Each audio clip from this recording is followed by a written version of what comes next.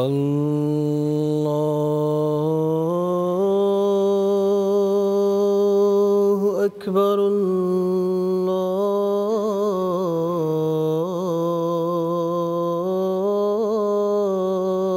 الله أكبر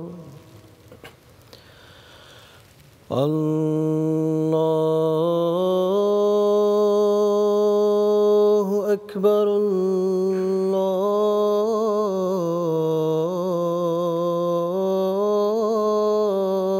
الله أكبر أشهد أن لا إله إلا الله أشهد أن لا إله إلا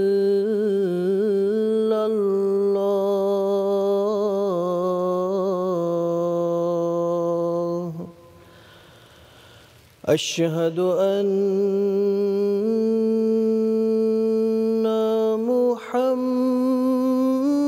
محمدًا رسول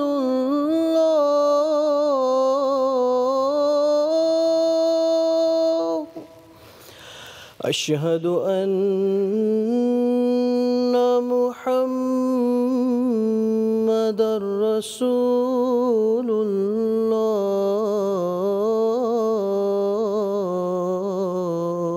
الله حي على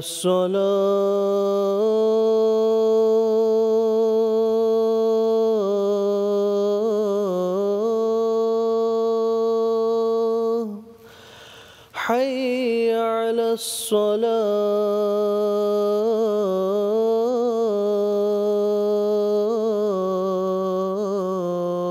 الصلاة حي على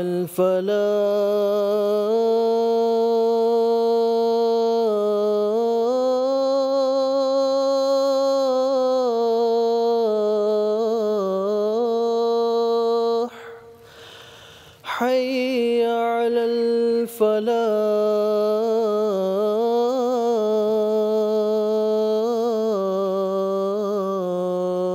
الفلاح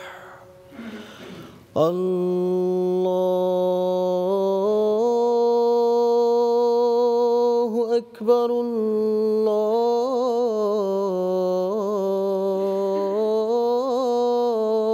الله أكبر لا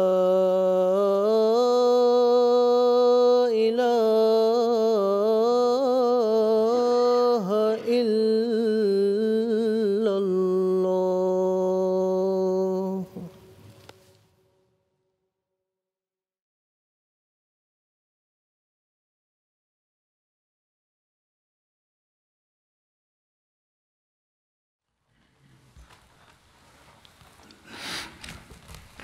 السلام عليكم ورحمة الله.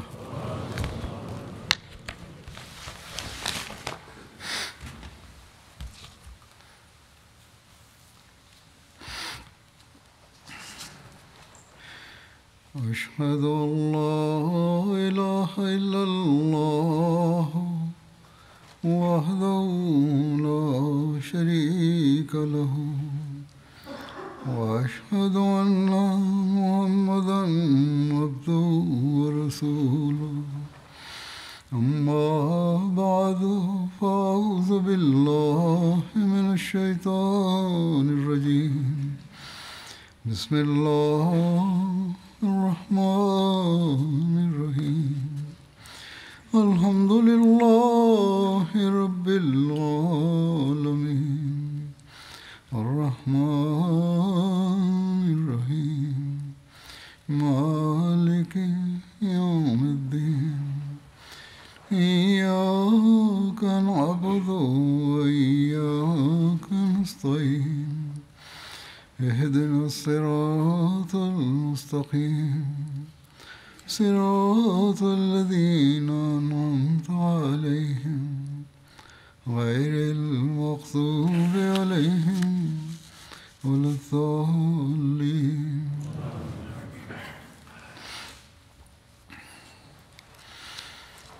آج غزوہ بنو مستلق یا غزوہ مریسی، یہ بھی نام ہے اس کا ذکر کروں گا. یہ غزوہ کب ہوا اس کے متعلق سیرت نگاروں کا اختلاف ہے. علامہ ابن اسحاق طبری اور ابن ہشام کے نزدیک غزوہ بنو مستلق شعبان 6 ہجری میں ہوا. بعض نے اس کی تاریخ 5 ہجری بیان کی ہے. صحیح بخاری میں موسیٰ بن عقبہ سے روایت ہے کہ غزوہ بنو مستلق 4 ہجری کو ہوا تھا. البتہ شارح بخاری علامہ ابن حجر عسقلانی نے لکھا ہے، یہ قلم کی لغزش ہے، انہوں نے 5 ہجری لکھنا چاہیے تھا لیکن 4 ہجری لکھا گیا. حضرت مرزا بشیر احمد صاحب نے بھی تحقیق کی ہے اپنی اس غزوہ کے متعلق. کہتے ہیں کہ غزوہ بنو مستلق کی تاریخ شعبان 5 ہجری ہے. چونکہ یہ غزوہ قبیلہ خدا کی ایک شاخ بنو مستلق کے ساتھ ہوا، اس لیے اس غزوے کو بنو مستلق کہا جاتا ہے. اور یہ قبیلہ ایک کنویں کے پاس رہتا تھا جس کو مریسی کہتے تھے. اس وجہ سے اس غزوے کا دوسرا نام غزوہ مریسی بھی ہے. مریسی مدینہ سے قریباً 116 میل کے فاصلے پر تھا. بنو مستلق قریش کے حلیف تھے. انہوں نے حبشی نامی پہاڑ کے دامن میں جو مکہ کے زیریں حصے میں ہے اکٹھے ہو کر حلف لیا تھا کہ ہم لوگ ایک جان ہو کر قریش کے ساتھ رہیں گے. اس لیے ان لوگوں کو احابیش کہا جانے لگا، اور اسی معاہدے کے تحت بنو مستلق غزوہ احد میں کفار قریش کے لشکر میں شامل تھے. اس غزوے کا ایک سبب تو یہ تھا کہ بنو مستلق اسلام دشمنی میں بے باک ہو گئے تھے اور مسلسل آگے ہی بڑھ رہے تھے. انہیں کفار قریش کی مکمل تائید اور حمایت حاصل تھی. غزوہ احد میں مسلمانوں کے خلاف لڑائی میں شرکت کی وجہ سے اب یہ کھل کر مسلمانوں سے مقابلے پر اتر آئے تھے اور ان کی سرکشی میں بہت اضافہ ہو گیا تھا. دوسری بات یہ تھی کہ مکہ مکرمہ سے جانے والے مرکزی راستے پر بنو مستلق کا کنٹرول تھا. یہ لوگ مکے میں مسلمانوں کا عمل دخل روکنے کے لیے مضبوط رکاوٹ کی حیثیت رکھتے تھے.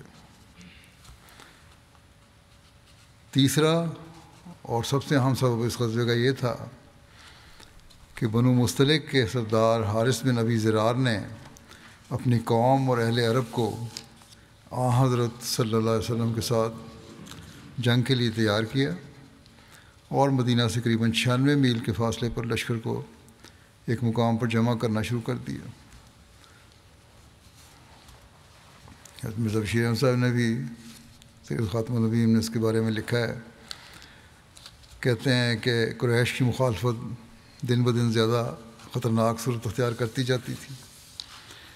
وہ اپنی ریشہ دوانی سے عرب کے بہت سے قبائل کو اسلام اور بانی اسلام کے خلاف کھڑا کر چکے تھے، لیکن اب ان کی عداوت نے ایک نیا خطرہ پیدا کر دیا، اور وہ یہ تھا کہ حجاز کے وہ قبائل جو مسلمانوں کے ساتھ اچھے تعلقات رکھتے تھے اب وہ بھی قریش کی فتنہ انگیزی سے مسلمانوں کے خلاف اٹھنا شروع ہو گئے. اس معاملے میں پہل کرنے والے مشہور قبیلہ بنو خزاعہ تھا،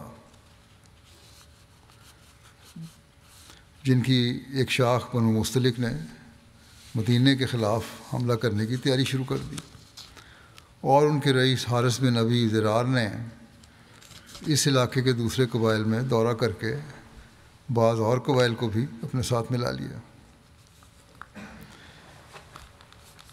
بنو مستلق کی اس تیاری کی اطلاع جب رسول اللہ صلی اللہ علیہ وسلم کو پہنچی تو آپ صلی اللہ علیہ وسلم نے حضرت بریدہ بن حصیب اسلمی کو بھیجا تاکہ وہ حالات معلوم کر کے آئیں۔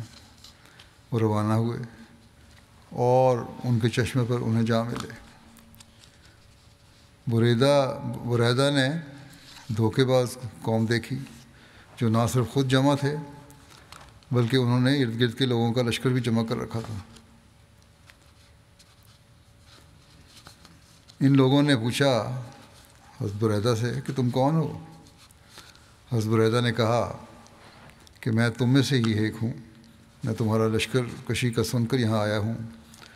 اس طرح اپنی حکمت عملی سے ان لوگوں کی جنگی تیاریوں کا اچھی طرح جائزہ لے کر حضرت بریدہ آپ کی خدمت میں آئے اور ان لوگوں کے حالات بتائے۔ آپ صلی اللہ علیہ وسلم نے مسلمانوں کو بلایا اور دشمن کے بارے میں خبر دی، اور اسلامی لشکر جلد از جلد تیار ہو کر روانہ ہو گیا۔ بنو مستلق کی طرف آپ کی روانگی کی تفصیل یوں بیان ہوئی ہے۔ ایک روایت کے مطابق آپ نے حضرت زید بن حارثہ کو مدینہ میں نائب مقرر کیا۔ ابن حشام نے حضرت ابو ذر غفاری کا نام بیان کیا ہے۔ اسی طرح حضرت نمیلہ بن عبداللہ کا نام بھی بیان کیا جاتا ہے۔ بہرحال یہ لشکر روانہ ہوا۔ اسلامی لشکر 700 افراد پر مشتمل تھا۔ رسول اللہ صلی اللہ علیہ وسلم نے 2 شعبان 5 ہجری کو پیر کے دن مدینہ منورہ سے کوچ کیا اور اسلامی لشکر کو لے کر بنو مستلق کی طرف روانہ ہوئے۔ حضرت مسعود بن حنیدہ غزوہ مریسی میں راستے کے گائیڈ تھے۔ اس سفر میں مسلمانوں کے پاس کل 30 گھوڑے تھے، جن میں سے مہاجرین کے پاس 10 گھوڑے تھے۔ حضور صلی اللہ علیہ وسلم کے 2 گھوڑے تھے، لزاز اور ضرب۔ جن مہاجرین کے پاس گھوڑے تھے ان کے اسماء درج ذیل ہیں: حضرت ابوبکر صدیق، حضرت عمر فاروق، حضرت عثمان غنی، حضرت علی، حضرت زبیر، حضرت عبد الرحمن بن عوف، حضرت طلحہ بن عبید اللہ، حضرت مقداد بن عمر۔ اور انصار صحابہ کے پاس 20 گھوڑوں میں انصار صحابہ کے 20 گھوڑ سواروں میں سے 15 کے نام ملتے ہیں، جن میں حضرت سعد بن معاذ، حضرت سعید بن غزیر، حضرت ابو عبس بن جبر، حضرت قتادہ بن نعمان، حضرت عویم بن سائدہ، حضرت معان بن عدی، حضرت سعد بن زید اشلی، حضرت حارث بن حزمہ، حضرت معاذ بن جبل، حضرت ابو قتادہ، حضرت ابو ابی بن کعب، حضرت حباب بن منذر، حضرت زیاد بن لبید، حضرت فروہ بن عمرو، حضرت معاذ بن رفاع بن رافع۔ بہرحال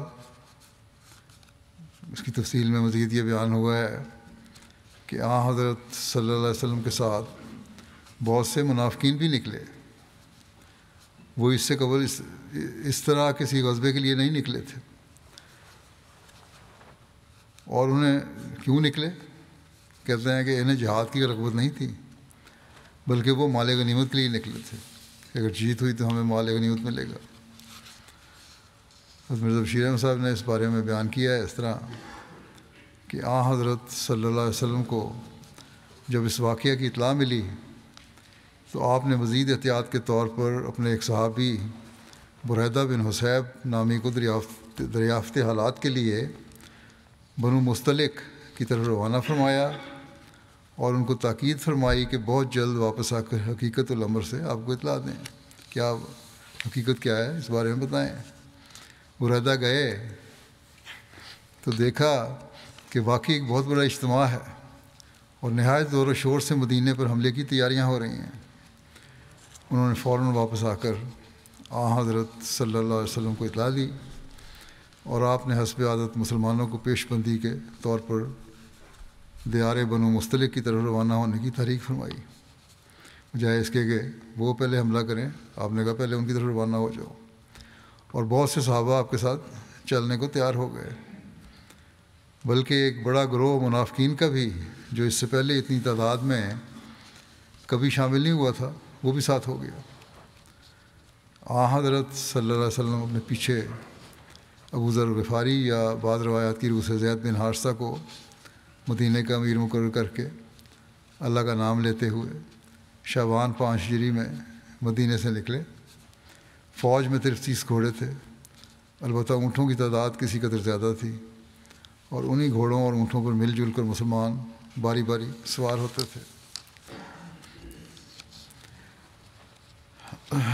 اس بارے میں حضرت مرزا بشیر احمد صاحب مزید بیان کرتے ہیں کہ راستے میں مسلمانوں کو کفار کا ایک جاسوس مل گیا، جسے انہوں نے پکڑ کر حضرت صلی اللہ علیہ وسلم کی خدمت میں حاضر کیا، اور آپ نے اس تحقیق کے بعد کہ وہ واقعی جاسوس ہے اس سے کفار کے متعلق کچھ حالات وغیرہ دریافت کرنے چاہے، مگر اس نے بتانے سے انکار کیا، اور چونکہ اس کا رویہ مشتبہ تھا اس لیے مروجہ قانون جنگ کے متحد جو اس زمانے میں رائج تھا قانون جنگ، حضرت عمر نے اسے قتل کر دیا، اور اس کے بعد لشکر اسلام آگے روانہ ہوا۔ بنو مستلق کو جب مسلمانوں کی آمد کی اطلاع ہوئی اور یہ خبر بھی پہنچی کہ ان کا جاسوس مارا گیا ہے تو وہ بہت خائف ہوئے، کیونکہ اصل منشا ان کا یہ تھا کہ کسی طرح مدینے پر اچانک حملہ کرنے کا موقع مل جائے، مگر حضرت صلی اللہ علیہ وسلم کی بیدار مغزی کی وجہ سے اب ان کو لینے کے دینے پڑ گئے، بس وہ بہت مرعوب ہو گئے، اور دوسرے قبائل جو ان کی مدد کے لیے ان کے ساتھ جمع ہو گئے تھے وہ تو خدائی تصرف کے تحت کچھ ایسے خائف ہوئے کہ فوراً ان کا ساتھ چھوڑ کر اپنے اپنے گھروں کو چلے گئے، اور خود بنو مستلق کو قریش نے مسلمانوں کی دشمنی کا کچھ ایسا نشہ پلا دیا تھا کہ وہ پھر بھی جنگ کے ارادے سے باز نہ آئے، اور پوری تیاری کے ساتھ اسلامی لشکر کے مقابلے کے لیے آمادہ رہے۔ جب حضرت صلی اللہ علیہ وسلم مریسی پہنچے، آپ کے لیے چمڑے کا خیمہ لگایا گیا۔ آپ کی ازواج مطہرات میں سے حضرت عائشہ صدیقہ آپ کے ہمراہ تھیں۔ بعض مورخین نے حضرت ام سلمہ کا بھی ذکر کیا ہے کہ وہ بھی حضرت عائشہ کے ساتھ تھیں، لیکن علامہ ابن حجر نے ایسی روایات کو ضعیف قرار دیا ہے جن میں حضرت ام سلمہ کے ساتھ ہونے کا ذکر ہے۔ ان کے نزدیک بخاری کی روایت میں حضرت عائشہ کے الفاظ یہ ہیں فخرج سہمی، یعنی میرا قرہ نکلا۔ اس بات سے پتہ چلتا ہے کہ اس غزوے میں ازواج مطہرات میں سے تنہا حضرت عائشہ ہی تھیں جو رسول اللہ صلی اللہ علیہ وسلم کے ساتھ گئی تھیں۔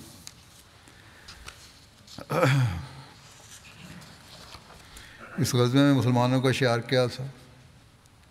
ابن ہشام نے لکھا ہے کہ بنو مستلق کے دن مسلمانوں کا شعار یا منصور و امت تھا۔ اس کا یہ ترجمہ یہ ہے کہ اے مدد یافتہ شخص مار دے مار دے۔ اس شعار کے استعمال کرنے کی حکمت یہ تھی کہ مسلمانوں اور کفار کے درمیان اشتباہ نہ ہو اور رات کے اندھیرے میں بھی مسلمان ایک دوسرے کو پہچان سکیں۔ آپ صلی اللہ علیہ وسلم نے صحابہ کرام کی صف بندی کی۔ مہاجرین کا جھنڈا حضرت ابوبکر صدیق کو دیا گیا، دوسرا قول ہے کہ حضرت عمار بن یاسر کو دیا گیا، اور انصار کا جھنڈا حضرت سعد بن عبادہ کو دیا گیا۔ آپ صلی اللہ علیہ وسلم نے حضرت عمر کو حکم دیا کہ لوگوں میں یہ اعلان کریں، یعنی دشمن کی فوج کے سامنے یہ اعلان کریں کہ اے لوگوں، کہو اللہ کے سوا کوئی عبادت کے لائق نہیں، اور اس کے ذریعے سے اپنے نفوس اور اموال محفوظ کر لو۔ حضرت عمر نے اسی طرح کیا، مگر مشرکین نے انکار کر دیا۔ کچھ دیر تیر اندازی ہوتی رہی۔ پہلے مشرکین میں سے ایک شخص نے تیر پھینکا اور مسلمان بھی کچھ دیر تیر اندازی کرتے رہے۔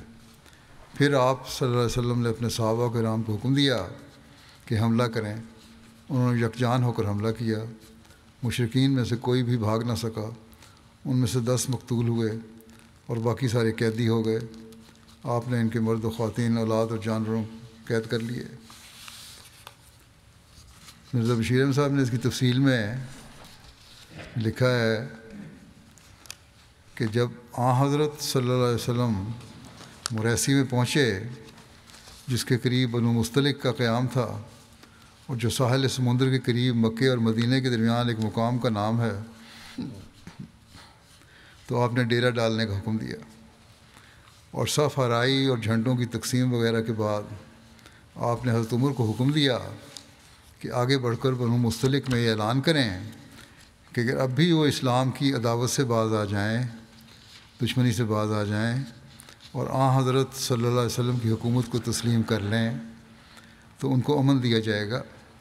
مذہب کی تبدیلی کا ذکر نہیں ہے، وسلم کی حکومت کو تسلیم کر لیں، امن دیا جائے گا اور مسلمان واپس لوٹ جائیں گے۔ مگر انہوں نے سختی کے ساتھ انکار کیا اور جنگ کے واسطے تیار ہو گئے، حتیٰ کہ لکھا ہے کہ سب سے پہلا تیر جو اس جنگ میں چلایا گیا وہ انہی کے آدمی نے چلایا تھا، یعنی بنو مستلق کے آدمی نے۔ جب حضرت صلی اللہ علیہ وسلم نے ان کی یہ حالت دیکھی تو آپ نے بھی صحابہ کو لڑنے کا حکم دیا۔ تھوڑی دیر فریقین کے درمیان خوب تیز تیر اندازی ہوئی، جس کے بعد حضرت صلی اللہ علیہ وسلم نے صحابہ کو یکلخت دھاوا کر دینے کا حکم دیا، اور اس اچانک دھاوے کے نتیجے میں کفار کے پاؤں اکھڑ گئے، مگر مسلمانوں نے ایسی ہوشیاری کے ساتھ ان کا گھیرا ڈالا کہ ساری کی ساری قوم محصور ہو کر ہتھیار ڈالنے پر مجبور ہو گئی، اور صرف 10 کفار اور 1 مسلمان کے قتل پر اس جنگ کا جو ایک خطرناک صورت اختیار کر سکتا تھا خاتمہ ہو گیا۔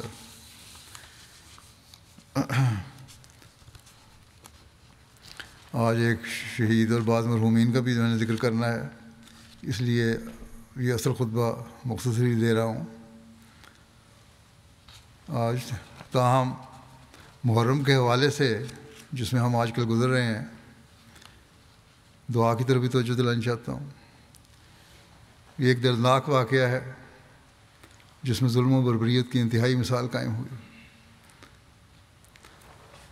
حضرت صلی اللہ علیہ وسلم کے نواسے اور آپ کے خاندان کے لوگوں کو شہید کیا گیا، لیکن مسلمانوں کی بدقسمتی ہے کہ اس سے سبق لینے کے بجائے یہ ظلم اب تک چل رہا ہے۔ محرم میں شیعہ سنی فساد یا دہشت گردی کے حملوں کے واقعات بڑھ جاتے ہیں، اس میں جانیں بھی ضائع ہوتی ہیں دونوں طرف سے، بلکہ اس فرقہ واریت اور ذاتی مفادات کے حصول کی خواہش نے مسلمان دنیا میں فتنہ و فساد کی صورت پیدا کی ہوئی ہے، بلکہ سارا سال ہی علماء کی طرف سے بھی، مختلف گروہوں کی طرف سے بھی اور حکومتوں کی طرف سے بھی ظلم و تعدی کے مظاہرے ہو رہے ہیں ایک دوسرے کے خلاف۔ کوئی ان کو عقل نہیں آتی کہ کچھ تو سیکھیں، کچھ تو خوف خدا کریں۔ اللہ تعالیٰ نے جو اس فساد کو ختم کرنے کے لیے اپنے وعدے کے مطابق انتظام فرمایا ہے، اسے یہ قبول کرنے کے لیے تیار نہیں ہے۔ یہ مسیح موعود کی بیعت میں آنا ہی نہیں چاہتے، جو واحد ایک ذریعہ ہے جو امت واحدہ بنانے کا نظارہ دکھا سکتا ہے۔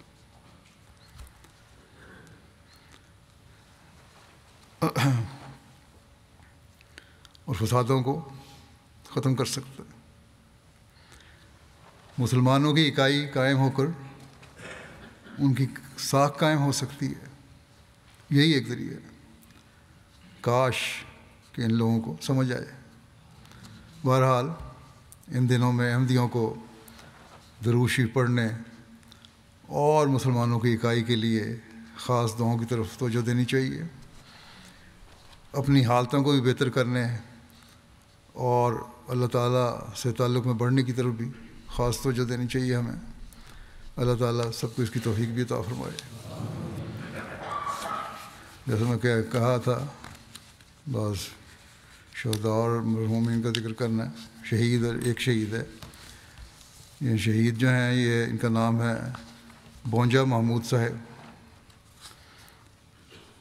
جو جماعت تمانجارو ٹوگو کے رہنے والے تھے۔ 21 جون کو دہشت گردوں نے ان کے گھر میں گھس کر ان کو شہید کر دیا۔ انا للہ و انا الیہ راجعون۔ ان کی عمر 64 سال تھی۔ پسمانگان میں 2 بیویاں اور 14 بچے شامل ہیں۔ نوید نعیم صاحب مبلغ سلسلہ لکھتے ہیں کہ ٹوگو کے شمالی ریجن کے مرکزی شہر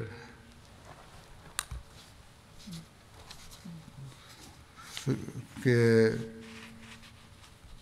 قریب یہ جماعت تامنجارو ہے۔ یہ علاقہ برکینا فاسو سے ملنے والی سرحد پر واقع ہے۔ بونجا محمود صاحب کو اس جماعت کے ابتدائی ممبران میں شامل ہونے کی توفیق ملی۔ کھیتی باڑی کر کے اپنا رزق کماتے تھے۔ وہیں ایک عارضی رہائش بنائی ہوئی تھی جہاں بارشوں کے موسم میں بیوی بچوں کے ساتھ منتقل ہو جاتے تھے۔ خشک موسم میں گاؤں آ جاتے تھے جو کافی دور تھا، پھر وہاں چلے جاتے تھے رینی سیزن میں۔ آج کل یہ اپنے فارم پر ہی موجود تھے جب 21 جون کی رات 8 بجے 4 دہشت گرد ان کے گھر میں داخل ہوئے، ٹارچ جلائی۔ ان کے بیٹے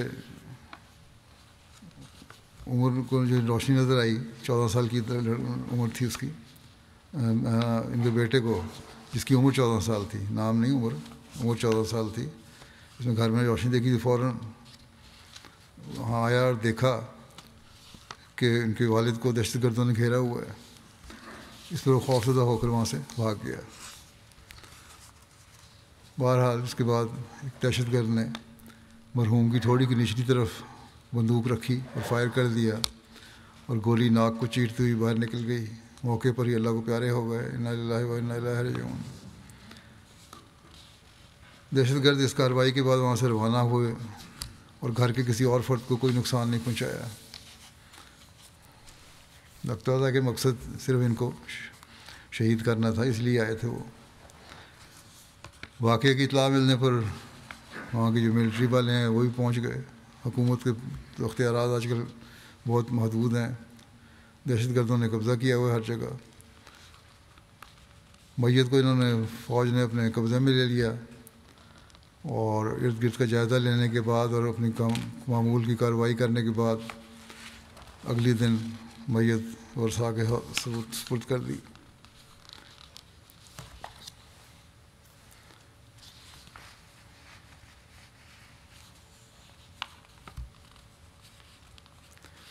محمد بیلو صاحب جو ابتدائی مشنری ہیں، لوکل مشنری اس علاقے کے، وہ کہتے ہیں کہ مرحوم ابتدائی بیعت کرنے والوں میں شامل تھے۔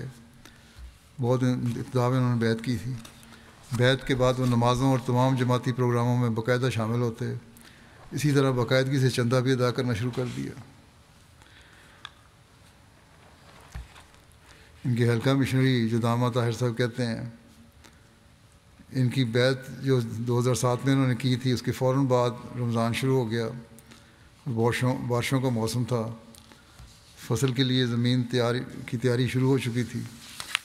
گاؤں کے چند لوگوں نے ان کا مذاق اڑانا شروع کر دیا کہ اب تو مسلمان ہو گئے ہو، روزہ رکھو گے یا کھیتی میں کام کرو گے، کیونکہ روزے کے ساتھ تو اتنی محنت کر نہیں سکتے، جبکہ ہم تو محنت کریں گے اور ہماری فصلیں اچھی ہو جائیں گی۔ انہوں نے جواب دیا کہ اسلام کو میں نے دل سے قبول کیا ہے، اس لیے روزے تو ضرور رکھنے ہیں، فصل کا اللہ مالک ہے، جتنا کام کر سکا کر لوں گا، جو میرے نصیب میں ہوگا مجھے ملے گا، وہ خدا مجھے ضرور دے گا۔ اللہ کا کہنا ایسا ہوا کہ بارشوں کا سلسلہ ہی رک گیا ان دنوں میں، اور پورا رمضان بارش نہیں ہوئی۔ انہوں نے بھی آرام سے روزے رکھے، اور عید کے دوسرے دن بارشیں شروع ہو گئیں، اور جس طرح وہاں کے گاؤں میں اس علاقے میں فارمنگ ہوتی ہے، انہوں نے سارے لوگ پھر باہر نکلے اور اپنے کھیتوں کا رخ کیا۔ اللہ تعالیٰ نے ان کو بھی کام سے روک دیا جو ان کا مذاق اڑا رہے تھے، اور اپنے بندے کو بھی عبادت کی توفیق دے دی۔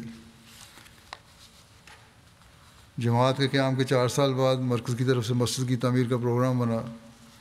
غیر احمدیوں نے اس پر بہت زور لگایا کہ اس مسجد کی کیا ضرورت ہے، تو ہماری مسجد میں نماز پڑھ لیا کرو۔ لیکن انہوں نے کہا کہ ہم تو اپنی مسجد بنائیں گے،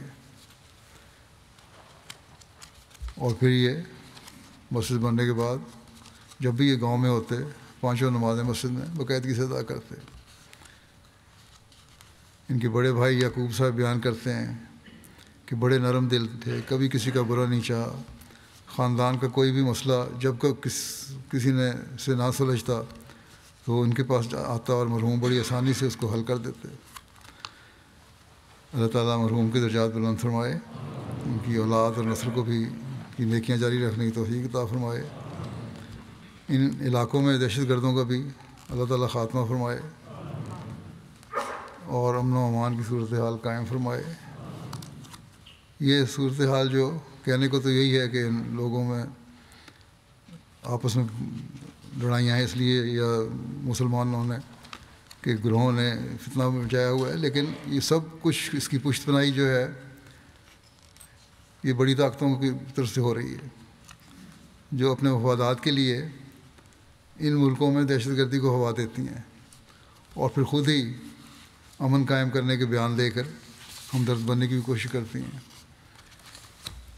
اگر یہ لوگ ان کی پشت پناہی نہ کریں تو یہ تنظیمیں چل ہی نہیں سکتی،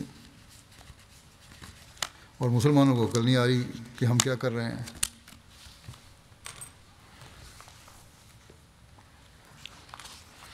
بعض مسلمان تنظیمیں ہیں، بعض سیاسی لوگ بھی ہیں جو ان دہشت گردوں میں شامل ہو چکے ہیں۔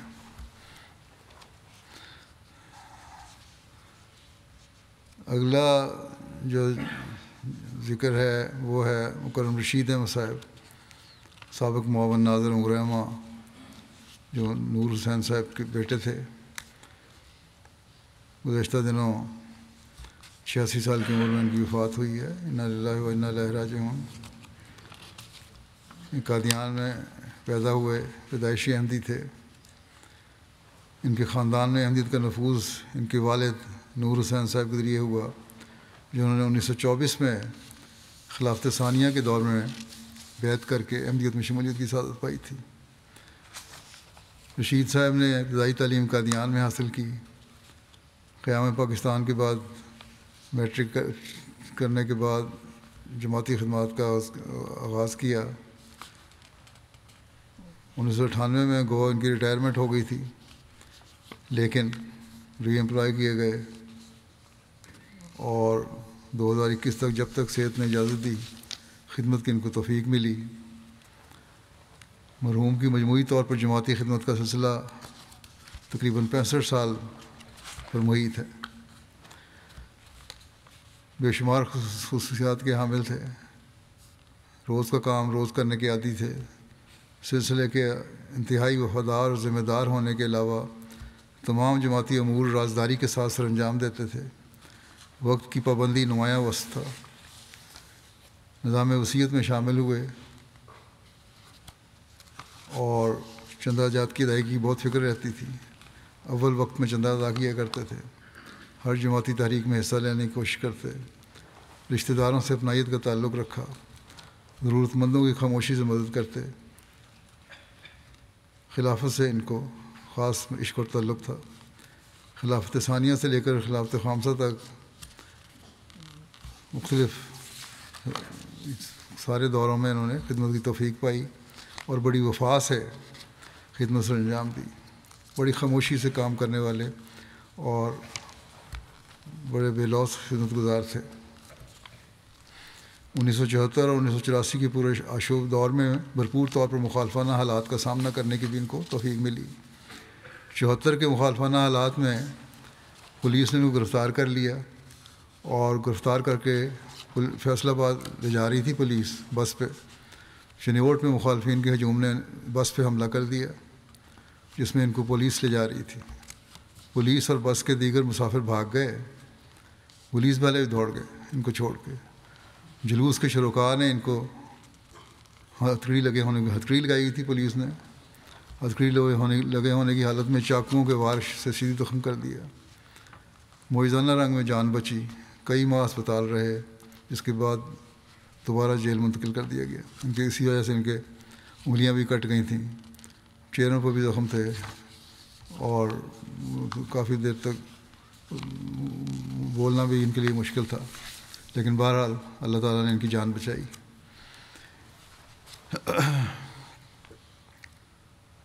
ستمبر 1989 میں ربا میں بے بنیاد الزام کے تحت حضرت خلیفہ مسیح ثالث رحمہ اللہ تعالیٰ کے خلاف اور دیگر عہدیداران کے خلاف مقدمہ درج ہوا۔ اس میں رشید احمد صاحب کا نام بھی تھا، اور ایک لمبا عرصہ اس مقدمے کی پیروی ہوتی رہی۔ رشید صاحب کے خلاف دیگر 3 جماعتی عہدیداران کے ہمراہ 1987 میں ایک اور مقدمہ پولیس اسٹیشن ربا میں قائم ہوا، اور کئی سال تک اس کو عدالتوں کے چکر لگانے پڑے۔ ان کی بیٹی امت صبور کہتی ہیں کہ با جماعت نماز کے پابند، حقوق العباد کا خیال رکھنے والے، دوسروں کی تکلیف کو اپنی تکلیف سمجھنے والے، اور کئی بار ایسا ہوا کہ محض معاملے کو ختم کرنے کے لیے اپنا حق بھی چھوڑ دیتے۔ ان کی بیٹی نے مزید بتایا کہ والدہ کی وفات کے بعد میں نے فیصلہ کیا کہ ان کے پاس چلی جاؤں، اور اپنے بچوں کے ساتھ ان کے پاس آ گئی۔ تو آتے ہی انہوں نے مجھے نصیحت کی کہ اگر میرے پاس رہنا ہے تو بچوں کو سمجھا دو کہ نماز با جماعت کی ادائیگی کی پابندی کریں گے، جماعتی سرگرمیوں میں حصہ لیں گے، شام کے بعد گھر سے باہر نہیں جائیں گے، اور عہدیداران جماعت کی طرف سے بلائے جانے پر انکار نہیں کریں گے۔ کہتے ہیں اس تربیت کا مجھے بہت فائدہ ہوا۔ اللہ تعالیٰ مرحوم سے مغفرت و رحم کا سلوک فرمائے، درجات بلند کرے، ان کے بچوں اور نسل کو بھی ان کی نیکیاں جاری رکھنے کی توفیق عطا فرمائے۔ اگلا ذکر ہے کرن چودھری مطیع الرحمان صاحب، نائب نادر امور عامہ ابن چودھری علی اکبر صاحب، جو گزشتہ دنوں 99 سال کی عمر میں وفات پا گئے۔ انا للہ و انا الیہ راجعون۔ پیدائشی احمدی تھے۔ ان کے خاندان میں احمدیت کا نفوذ ان کے والد چودھری علی اکبر صاحب کے ذریعے ہوا، جنہوں نے فروری 1916 میں خلافت ثانیہ میں بیعت کی سعادت پائی۔ قیام پاکستان کے بعد ان کے والد چودھری علی اکبر صاحب کو بطور نائب نادر تعلیم خدمت سلسلہ کی توفیق بھی ملی۔ چودھری مطیع الرحمان صاحب نے ابتدائی تعلیم قادیان سے حاصل کی۔ قیام پاکستان کے بعد تعلیم مکمل کر کے محکمہ تعلیم سے وابستہ ہو گئے۔ ریٹائرمنٹ کے بعد خود کو جماعتی خدمت کے لیے پیش کیا، اور بطور نائب ناظر امور عامہ 25 سال سے زائد عرصہ تعدم آخر خدمت سلسلہ کی توفیق پائی۔ بڑے خاموش طبع اور کام کرنے والے انسان تھے۔ چودھری مطیع الرحمان صاحب بے شمار خصوصیات کے حامل تھے۔ ابتدائی عمر میں نظام وصیت میں شامل ہونے کی سعادت پائی۔ وصیت کا حساب بڑی باقاعدگی سے صاف رکھتے تھے، وقت کے پابند تھے، با جماعت نمازوں کی ادائیگی میں باقاعدہ جماعتی چندہ اول وقت میں ادا کرنے والے، علمی ذوق نمایاں تھا، سادہ طبیعت کے مالک تھے، ہر کسی سے دوستانہ اور محبت کا تعلق تھا۔ کبھی کسی ساتھی کارکن سے اگر کوئی بات ہو جاتی، کوئی ناراضگی والی بات، تو پہلے صلح کا ہاتھ بڑھاتے۔ دفتری طور پر جو بھی فریضہ ان کو سپرد کیا جاتا، اس کو جلد از جلد مکمل کرتے، کام پینڈنگ کرنے کو سخت ناپسند کرتے، اور آخر تک انہوں نے اپنے اس کو جو ہے وصف اس کو جاری رکھا، کبھی دفتر کا کام پینڈنگ نہیں ہونے دیا۔ مرحوم خلافت سے وابستہ رہنے اور نظام جماعت کی اطاعت کی ہمیشہ تلقین کیا کرتے تھے، اور ہمیشہ یہی کہتے تھے اپنے قریبیوں کو، ایک بیٹی تھی ان کی، اس کو بھی، بچوں کو بھی، کہ خلافت کی اطاعت میں برکتیں ہیں۔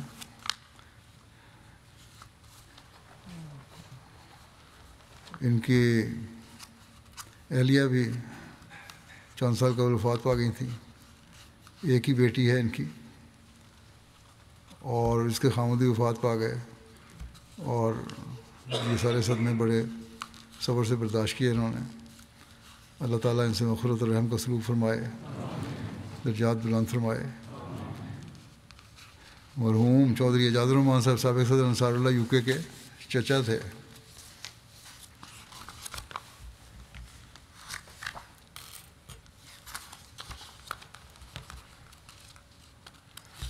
اگلا ذکر ہے منظور بیگم صاحبہ جو محمود احمد بھٹی صاحب مرحوم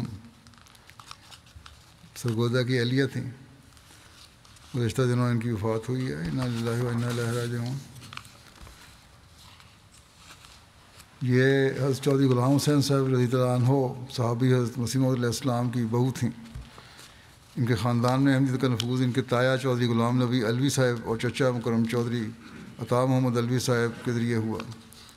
ان دونوں بزرگوں نے چیچا وطنی میں ایک مناظرہ سننے کے بعد بیعت کی تھی. مرحومہ کے والد چودھری محمد عبداللہ علوی صاحب نے بعد میں 3 برس تحقیق کرنے کے بعد 1935 میں احمدیت قبول کی.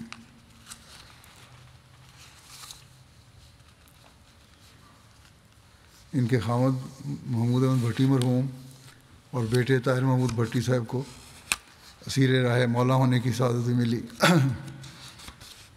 مرحومہ کے ایک بھائی نصیر احمد علوی صاحب کو 1991 میں احمدیت کے نام پر سندھ کے علاقہ دوڑ میں شہید بھی کر دیا گیا تھا. مرحومہ موسیہ تھیں. عثمان خان میں 3 بیٹیاں اور 7 بیٹے شامل ہیں. ان کے ایک بیٹے عابد محمود بھٹی صاحب وقف زندگی ہیں، مربی ہیں، پرنسپل جامعہ احمدیہ اور نائب امیر ہیں جماعت تنزانیہ کے، اور جو میدان عمل میں ہونے کی وجہ سے والدہ کے جنازے میں شامل نہیں ہو سکے.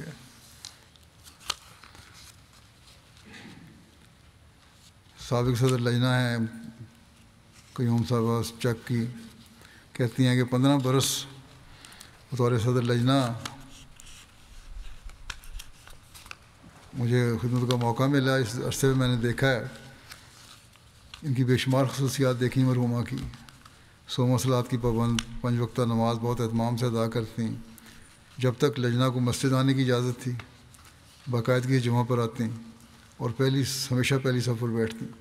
اب تو وہاں پابندیاں ہیں، عورتیں مسجد میں جا نہیں سکتی جمعہ پڑھنے کے لیے بھی، نہ عید پڑھنے کے لیے. گھروں میں بیٹھی ہیں اور بے چین رہتی ہیں کہ کب ہمیں حالات ٹھیک ہو اور کب ہم مسجدوں میں جا سکیں. ان کے لیے بھی دعا کریں، اللہ تعالیٰ پاکستان کے لوگوں پر رحم فرمائے. ہر اجلاس میں یہ شامل ہوتی تھیں. رمضان میں باقاعدگی سے لجنہ کے ساتھ تراویح مسجد میں ادا کرتیں. ہمیشہ اپنے بچوں اور ان کے بچوں کو بھی مسجد سے جوڑے رکھا. بچوں کی بہت اچھی تربیت کی. ہمیشہ بچوں کو جماعتی خدمت کی طرف راغب رکھا. کیسر محمود بھٹی صاحب ان کے بیٹے لکھتے ہیں کہ چندہ جات کی ادائیگی کے حوالے سے ہمیشہ اپنی جیب خرچ سے خود ادا کرتیں. وصیت کی رقم بھی اپنی جمع پونجی سے ادا کی. ہم نے ان کو اصرار کیا کہ چندہ حصہ جائیداد جو ہے ہم ادا کر دیتے ہیں، لیکن انہوں نے صاف انکار کر دیا کہ میں نے اپنے خدا کی راہ میں وصیت کی ہے، یہ میرا حق ہے. دین کے لیے خاص غیرت اور حمیت رکھتی تھیں. 1989 میں گاؤں میں جماعت کے حالات کشیدہ ہوئے اور معاندین نے گاؤں میں احمدی گھروں کو آگ لگانے اور مسجد پر قبضہ کرنا چاہا تو انہوں نے اپنے خاوند کو کہا اور اپنے بیٹوں کو کہا کہ آپ لوگ مسجد کی طرف جائیں، میں اکیلی گھر کی حفاظت کر لوں گی. ان دنوں ان کے والد، ان کے خاوند اور ان کے بیٹوں کو پولیس نے گرفتار بھی کر لیا، اور کوئی پریشانی اس طرح سے نہیں ہوئی، بلکہ یہ ساری رات ان کے بیٹے کہتے ہیں یہ دعا کیا کرتی تھیں رو رو کے کہ اللہ تعالیٰ میرے خاوند اور بچوں کو جماعت کے ساتھ استقامت سے کھڑا رہنے کی توفیق دے. اللہ تعالیٰ سے مغفرت و رحم کو سلوک فرمائے اور ان کی اولاد کو بھی ان کی نیکیاں جاری رکھنے کی توفیق دے. اگلا ذکر ہے مکرم ماسٹر سعادت احمد اشرف صاحب جو مکرم خوشی محمد صاحب باڈی گارڈ حضرت مسیح ثانی کے بیٹے تھے. گزشتہ دنوں 83 سال کی عمر میں ان کی وفات ہوئی ہے. انا للہ و انا الیہ راجعون. عثمان خان میں اہلیہ کے علاوہ 3 بیٹے اور 3 بیٹیاں شامل ہیں. ایک بیٹے عثمان احمد طالع صاحب مربی سلسلہ سیرا لیون ہیں جو میدان عمل میں ہونے کی وجہ سے ان کے جنازے میں شامل نہیں ہو سکے. عثمان صاحب مربی سلسلہ لکھتے ہیں کہ والد صاحب ہم پیشے کے لحاظ سے استاد تھے۔ 1963 میں حضرت مسلم موعود کی تحریک پر لبیک کہتے ہوئے سندھ میں بشیر آباد ہجرت کر آئے اور تعلیم الاسلام ہائی اسکول میں عربی پڑھانے پر مأمور ہو گئے۔ بشیر آباد سندھ ہجرت سے قبل دارالرحمت غربی میں رہا کرتے تھے۔ ان کا حضرت مولانا غلام رسول صاحب راجکی سے بہت پیار کا تعلق تھا، اور مولانا راجکی صاحب کہتے ہیں میرے والد کو اپنا منہ بولا بیٹا کہتے تھے، اور ان کی نیک طبیعت کی وجہ سے ان سے بڑا پیار کا سلوک کرتے تھے۔ یا لکھتے ہیں کہ ذاتی کام بھی کروا لیا کرتے تھے مولوی صاحب ان سے۔ جب بھی کوئی نذرانہ کی رقم دے کے جاتا دعا کی غرض سے مولانا راجکی صاحب کو، تو میرے والد کو بلا کے یہ کہا کرتے تھے کہ یہ رقم دارالضیافت میں جمع کرا دو اور اس کی رسید لے آنا، چندے میں دے دیا کرتے تھے۔ کہتے ہیں کہ ایک دن گرمی کے موسم میں حضرت مولانا راجکی صاحب گھر تشریف لائے اور دروازہ کھٹکھٹایا۔ والد صاحب باہر نکلے، مولانا صاحب سے عرض کی کہ اتنی گرمی میں آپ کیوں تشریف لائے ہیں؟ مجھے کہلا بھیجا ہوتا، میں حاضر ہو جاتا۔ اس پر مولوی صاحب نے جواباً کہا والد صاحب کو کہ اگر تمہیں پیسوں کی ضرورت تھی تو مجھے خود بتا دیتے۔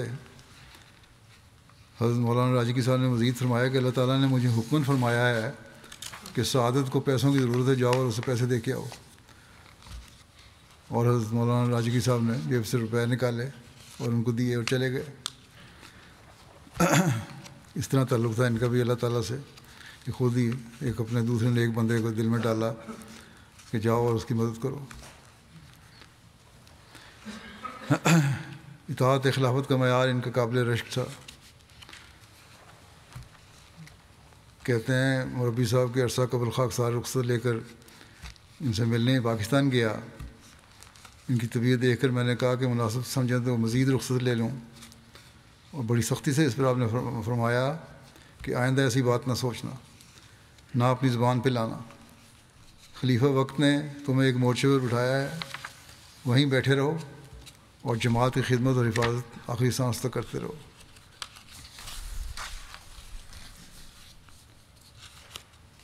ہمیشہ بہن بھائیوں کو تلقین کیا کرتے تھے سفر میں جب بھی جاؤ دروشی پڑھتے رہنا، لا حول ولا قوت الا باللہ کا ذکر کرتے رہنا۔ ان کا ایک واقعہ لکھا ہے انہوں نے جو مبشر گوندہ صاحب کے حوالے سے لکھا ہے کہ جب بی ایڈ کا امتحان دے رہے تھے تو عربی کا پرچہ کافی مشکل تھا اور نصاب سے ہٹ کے باتیں تھیں۔ تو والد صاحب نے کہتے ہیں کچھ دیر کے بعد ایک زائد شیٹ لی اور لکھتے رہے، اس کے بعد پھر دوبارہ شیٹیں لیتے رہے، کاغذ مزید لیتے رہے۔ ساتھیوں نے استفسار کیا کہ ہمارے سے جو کاغذ دیے گئے تھے پرچہ حل کرنے کے لیے وہ بھی پورے نہیں ہوئے، تم کیا لکھ رہے تھے؟ تو انہوں نے جواب دیا کہ میں جو آتا تھا وہ تو لکھ دیا میں نے۔ اس کے بعد میں نے پھر حضرت مسیح علیہ السلام کا قصیدہ یا عین فیض اللہ والعرفانی کہ 70 اشعار تھے وہ بھی لکھائے ہیں، تاکہ جو بھی ان کو پڑھے گا اس کو تبلیغ تو ہو جائے گی کم از کم۔ پاس تو پتہ نہیں میں نے ہونا ہے کہ نہیں ہونا، ایگزامینر پاس کرتا ہے کہ نہیں، کم از کم شعر پڑھ کے اس کو ایک احساس تو پیدا ہوگا کہ احمدی کسی احمدی نے لکھا ہے یا کس کے شعر ہیں یہ، اور پھر تحقیق کرے گا، اس لحاظ سے تبلیغ کا رستہ کھلے گا۔ بہرحال اللہ تعالیٰ نے بھی فضل کیا کہ اس امتحان میں صرف 3 لوگ پاس ہوئے اور والد صاحب ان میں سے ایک تھے۔ کہتے ہیں یہ صرف اللہ تعالیٰ کا فضل اور قصیدے کی برکت تھی۔ نوافل عبادات اور روزوں کا اکثر اہتمام کرتے، قرآن مجید کی محبت اور تلاوت کا بہت شغف تھا۔ ہمیشہ قرآن کریم کی بعض صورتوں کو گنگناتے ہوئے سنا، قصیدہ حضرت مسیح علیہ السلام کو ہمیشہ پڑھتے ہوئے سنا۔ اکثر پڑھتے ہوئے قصیدہ پڑھتے ہوئے ان کی آنکھوں سے آنسو جاری ہو جاتے۔ کتب حضرت مسیح علیہ السلام کا مطالعہ کرتے اور صحابہ کرام حضرت مسیح علیہ السلام کے واقعات سناتے۔ خاص طور پر حضرت مولانا غلام رسول راجکی صاحب کے واقعات اپنے شاگردوں کو ضرور سنایا کرتے تھے۔ پرجوش دائی للہ تھے یہ اور مستعد شخصیت کے حامل تھے۔ جماعتی پروگراموں میں ہمیشہ بڑھ چڑھ کر حصہ لیتے تھے۔ اللہ تعالیٰ مغفرت و رحم کا سلوک فرمائے، درجات بلند فرمائے، اور ان کی اولاد کو بھی ان کی یہ نیکیاں جاری رکھنے کی توفیق عطا فرمائے۔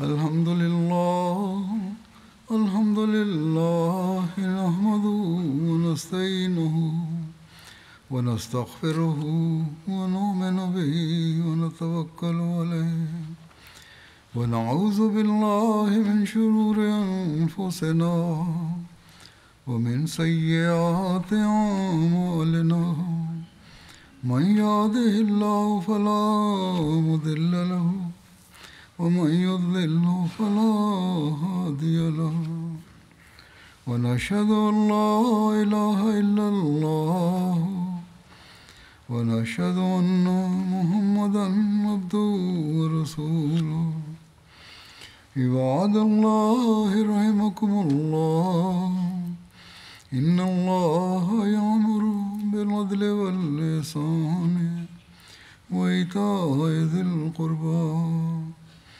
وينهى عن الفحشاء والمنكر والبغي يعظكم لعلكم تذكرون اذكروا الله يذكركم وادعوه يستجب لكم ولذكر الله أكبر